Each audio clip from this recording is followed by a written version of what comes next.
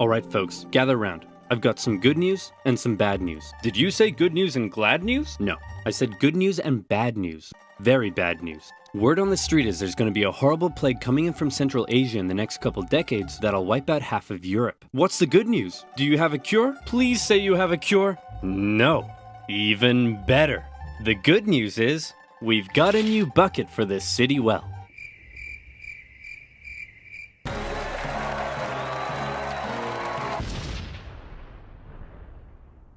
To understand the War of the Bucket, we first need to talk about this guy. He's the man with the plan, the host with the most. He's holy, lowly, he eats ravioli, with the white cassock, matching pellegrina, and the most tasteful of fringed fascias. Come on, y'all know who I'm talking about. It's the Pope, the head of the largest religious organization in the world. But what if I told you he wasn't always the big bad boy powerhouse he's often thought as today? That's right. Throughout history, the papacy often found itself forced to wrestle against adversity and opposition to retain its authority. The earliest popes, for example, suffered under the brutal persecution of the Roman Empire, and many ended up martyred, such as Pope Clement I, who was ostensibly thrown into the sea with an anchor around his neck. On the bright side, however, he's now the patron saint of fishermen. After persecution finally ended, the Pope still found himself being heavily controlled by secular kings and nobility. For over 2 centuries, the Byzantine emperor basically decided who could become Pope. Then came a real low point, during what has been called the Dark Age, a period where noblewomen controlled the Pope through, how should I put this? Feminine charm. It was around here that one infamous Pope, John XII, took office. This bad boy would hold, how should I put this? Naughty no-clothes parties in the Lateran Palace. And apparently, this would even happen. Come on, Zeus, give me a 6. Did I say Zeus? I meant Thor. Ra, the Egyptian sun god? Dang it, who is it we worship? Perhaps you should read this, Your Holiness. In the beginning, God created the heavens and the earth? Wow, this is wild! Pope John XII eventually died exactly how he lived, caught in the act by an irate husband who picked the Pope up and chucked him out the window. The point I'm trying to make here is that often the Pope was a very weak and corruptible figure and was regularly used and controlled by secular leaders as a tool to increase their own power and influence. And there was certainly an element of that in the year 800, when the Pope and the Kingdom of the Franks were good BFFs, and King of the Franks, Charlemagne, was like, hey man, being King of the Franks is nice and all, but I want more legitimacy, and also to become the continuation of the Roman Empire. So what say in return for my protection, you crown me Emperor so everyone will respect me more? Sure thing, pal. We'll hold the ceremony tomorrow. Charlemagne, King of the Franks, I hereby crown you Emperor of the West. Oh my goodness. I was not expecting this at all. What a surprise. I simply cannot accept. Oh. Okay then, I guess I'll just put this back over here. Give me that crown! Charlemagne's crowning as emperor was certainly an historic moment, but it also created a bit of an interesting problem. It set the precedent that from here on out, only the Pope could crown an emperor, but the Pope was also very much under the influence and control of Charlemagne. So who really held the power here? The Pope or the Emperor? I'm sure that this conflict won't cause anyone to die. Bishop of Freising, we want to thank you once again for visiting our wonderful city. It's been an honor. The pleasure is all mine, and what a wonderful tour it's been. I've seen the city walls, I've seen the towers, nothing could top that. Oh, couldn't it? Because we've saved the best for last. Ta-da! Yes, that's very interesting. Isn't it the greatest thing you've ever seen? Well, I mean, it is just a bucket. Get him out of here! Over time, Charlemagne's position as emperor and the Kingdom of the Franks gradually evolved into the Holy Roman Empire. And by now, the Pope and the Emperor weren't such good friends anymore, since neither could agree on who was the boss of who. To make matters worse, the Emperor had taken to investing his own bishops and abbots. What does that mean? Well, allow me to explain. The problem for the Holy Roman Emperor was his empire wasn't really an empire, so much as a nightmarish federation made up of hundreds of counties, duchies, bishoprics, and more. The princes in charge of these local regions often didn't give the emperor their loyalty. The German nobility spent a lot of their time rebelling against the emperor, and the emperor spent a lot of his time trying to put down those rebellions. Can we get rid of them? Who? All the nobility. Get rid of them and pick new ones who are loyal to me. You can't just remove noble families from their territory. Please? Aw, okay, how about this? Some of those territories are ruled by bishops and abbots, and as Holy Roman Emperor, considered by many to be the deputy of Jesus Christ himself, perhaps you can choose who gets to become bishop and abbot. Yay! Now it's time to turn out the lights and go to sleep. Okay, I love you. Okay, good night. Say it back. And so it was. The emperor invested his own family and loyal followers into powerful church positions, and thereby was able to increase his own power and authority. Not only that, but the emperor and other nobility were also engaging in something called simony. That's when someone would come along and say, hey, I want to become a bishop and get all the personal riches that come with the position. Perhaps we could come to some kind of arrangement. That's right. Church positions were actually being sold to the highest bidder. And let me tell you, they probably didn't come cheap. It's gonna cost you a lot more than this. I don't think so. I've got investing bishops and abbots, selling church positions, authority, and power. Wait a minute, this is depravity. The purpose of the church isn't for him to increase his own authority and power. It's for me to increase my own authority and power. What about Jesus, Your Holiness? What? I thought the purpose of the church was to spread the good message of Jesus Christ. How drunk are you? Very. Alright, the results for the election of Chief Magistrate are in. Giovanni Kablami, 1%. Spaghetti Jeff, 2%. And the bucket, 1,000,000,000,000%. Around the year 1050, a series of reformist popes came along, and they said enough was enough. They wanted to stop the emperor from abusing the church and investing his own church officials. How are you going to stop me so long as I have control over who becomes pope? Remember the circular power division? If you try to stop me, I'll just depose you and pick someone else. Oh no, I've contracted tuberculosis! And just like that, the emperor was dead. His 6-year-old son, Henry IV, took over. And as we all know, child emperors equal opportunity. The church had an opening to take back control of the papacy. Hey man, I hope you don't mind, but we're changing the rules so that only the church cardinals can elect the pope, and you no longer have any say in the matter. You know, if that's cool with you. I peed my pants. Okay, great talk. Then, with the position of the pope a little more secure, he held a big meeting where he drew up a big list of all the reforms and new powers he was giving himself. And it included some pretty gnarly stuff. Okay, first, I have the power to depose emperors. Everyone cool with that? Yeah? Let's see. Only I can depose or reinstate bishops. Yeah?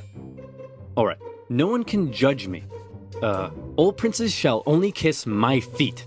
Only my name shall be spoken in the churches. My name is the only name in the world. Okay, I think you're done. These were all some pretty radical powers the Pope was giving himself, and with these reforms, the Pope was basically telling the Emperor, you no longer have the right to choose your own bishops and abbots. Only I can do that. When the Emperor, now a full-grown man, heard the news, he was furious. What? This is madness! Who does this guy think he is? I'm the Emperor, for goodness sake! He can't tell me what to do! I'll invest my own bishops and abbots if I want to, and this rapscallion can go right to heck! I peed my pants again! The whole conflict escalated when Henry IV went to the Pope and said, hey, guess what, sucker? You're deposed. Oh? Wait a minute! I'm the Pope! You can't depose me! You're deposed! Oh. Wait a minute! I'm the Emperor! You can't depose me! You're deposed! Oh. Wait a minute! Eventually, the German princes took advantage of the situation, and they all turned against Henry. Henry was forced to apologize to the Pope, and the whole thing ended there. Except it didn't. The whole conflict, known today as the investiture controversy, would continue on for centuries as popes and emperors engaged in a power struggle over the emperor choosing his own church officials. The overall result of this conflict is very intricate and full of complexities, but in general, the Pope was able to increase his authority. Great news, Your Holiness! Your influence is on the rise throughout civilized Europe, except for this one city in northern Italy. Really? What's going on there? As for the Emperor, he found his realm thrown into further chaos and civil war, as the local princes continued to increase their own power and independence. This was most notably the case in northern Italy. Separated from the rest of the Holy Roman Empire by the Alps, the Emperor's influence and control over Italy had often been questionable. In the current chaos, these Italian city-states began operating almost entirely independently. Their practical independence was further solidified when Emperor Frederick Barbarossa came down in 1176 to try to reassert his control. The cities formed an alliance, and with the Pope's support, they kicked the emperor right back to Germany. "Hooray," said the Italian city-states. "We did it! We're the best of friends." And then they immediately began attacking each other. Why? Well, this whole Pope versus Emperor thing, in Italy at least, had infiltrated society to its very core. Across Italy, families and cities were torn between two opposing sides. On one side, the Guelphs, who supported the Pope's cause. On the other, the Ghibellines, who supported the Emperor. These two sides struggled for control as Guelph cities battled against Ghibelline ones. As usual, personal interest played a pretty big role, as pro-Pope Guelph cities tended to be rich mercantile ones who didn't like the Emperor's taxes. Emperor-supporting Ghibellines, on the other hand, were often agricultural, where the expanding papal states were a larger threat. These cities would sometimes even switch sides depending who is in charge and their ever-changing personal interests. In some cities, brutal fighting broke out in the streets as opposing families fought for control. At times, the conflict became so tribal that the differences between the two sides were just downright silly. "My love, I can't bear it. We must be together." But how can we? My Ghibelline family wears feathers on the left side of their caps, and your Guelph family wears them on the right. My Ghibelline family cuts fruit straight down, and your Guelph family cuts fruit crosswise. These are arbitrary differences. We shouldn't let them tear us apart. We can be together no matter what our families think. Wonderful news! Let's make a toast to our love. I'll drink from my Ghibelline smooth goblet, and I shall drink from my Guelph chaste goblet. Get out of my sight, you dirty Pope-loving wench. Two city-states in particular that got caught in a long-standing rivalry was the Emperor supporting Modena and the Pope supporting, bucket-loving, Bologna. These two cities had bad blood between them, as they had already fought against each other on a number of occasions. In 1249, the two sides took part in the Battle of Fasolta, after which the victorious Bolognese launched a live donkey into Modena to humiliate them. For decades after that, the two sides would occasionally take little day trips into each other's territory and mess things about a bit. In the fateful year of 1325, the Bolognese went on one such trip and laid waste to some farmlands. The ruler of Modena, Passerino de Bonacolsi, was having none of it.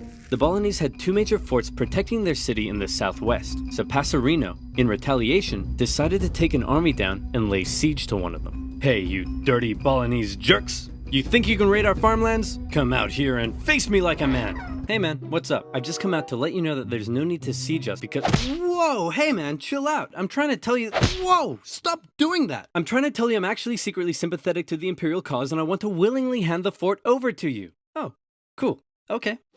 "Dude, what was that for?" "For betraying your people. And this is for joining mine." Mwah. The Bolognese were pretty unhappy to lose one of their main defensive forts, but to make matters worse, then this happened. "Hey, wait a minute. Where's the bucket? Oh no, it's gone! Those Modenese must have taken it. We'll make them pay. This is unacceptable. They may take our lives. They may take our fort, but they will never take our bucket!" Oh wait, here it is. I found it, guys. It's right here.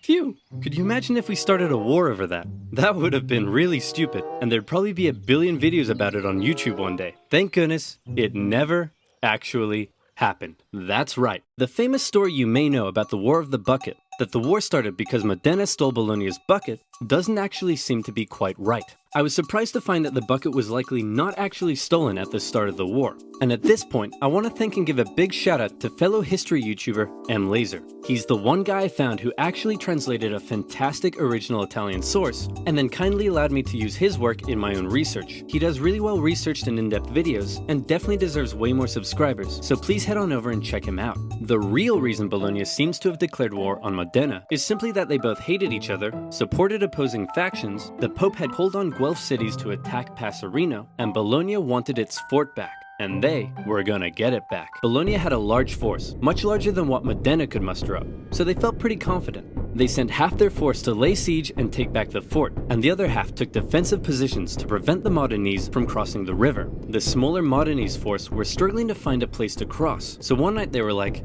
"Hey guys, look out, we're attacking way up here in the north, better move your troops." Oh, would you look at that?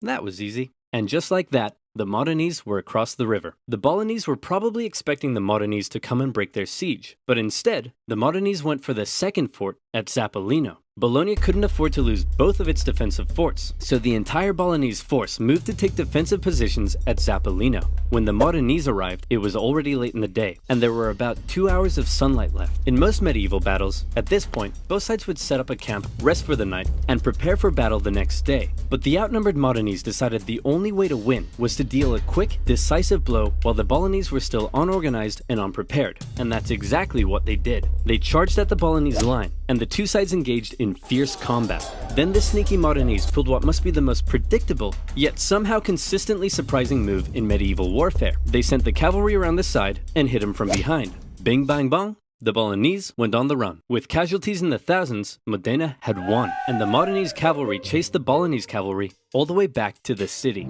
After Modena's victory, they went on a tour of the Bolognese countryside, burning some stuff down along the way. When they reached the city itself, instead of laying siege, they set up a camp and basically held a massive party for 3 days. The defeated Bolognese could only sit back and watch. As the Modenese force began packing up and getting ready to leave, they noticed something. Oh my gosh. Hey, check this out. No way! Are you kidding me? They're still using traditional wells! Hey you dumb Bolognese, ever heard of an artesian well? You can't even get water out of the ground without using a stupid bucket. It's not a stupid bucket, it's a wonderful bucket. Yeah, whatever, bucket boy. We're taking this with us. So Modena stole Bologna's bucket and put it up on display in their cathedral, eventually moving it to the city hall, where it remains on display to this day. The two cities came to a peace settlement a few months later. Bologna would have to pay heavy war reparations, and in exchange, Modena would return all conquered territories. Modena kept the bucket.